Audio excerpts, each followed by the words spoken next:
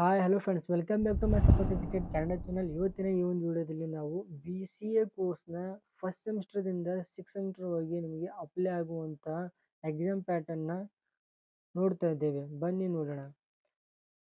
SCP ಸಿಲೆಬಸ್ಗೆ ಸಂಬಂಧಪಟ್ಟಿರುವಂಥದ್ದು ಅಂದರೆ ನ್ಯೂ ಸಿಲೆಬಸ್. SCP ಅಂದರೆ state education policy. Okay, time ಇರೋದು ಎಕ್ಸಾಮ್ ಪ್ಯಾಟರ್ನ್ದು 3 ಅವರ್ ಇದೆ. ಟೋಟಲ್ ನಿಮಗೆ ಮಾರ್ಕ್ಸ್ ಇರತಕ್ಕಂಥದ್ದು ಎಕ್ಸಾಮಲ್ಲಿ 80 ಮಾರ್ಕ್ಸ್ ಇದೆ.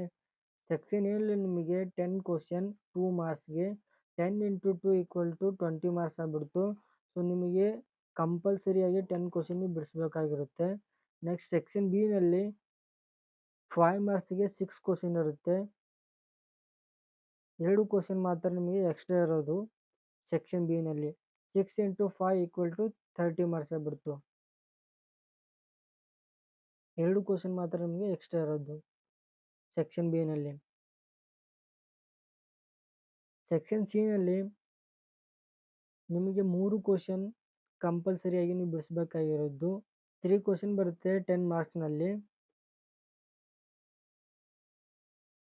1 ಕ್ವಶನ್ ಮಾತ್ರ ನಿಮಗೆ ಎಕ್ಸ್ಟ್ರಾ ಇರೋದು. So 3 into 10 equal to 30 marks ಆಗ್ಬಿಡ್ತು. 6 ಇಂಟು 5 ಈಕ್ವಲ್ ಟು 30 ಮಾರ್ಕ್ಸ್ ಆಗ್ಬಿಡ್ತು. 60 ಆಯಿತು.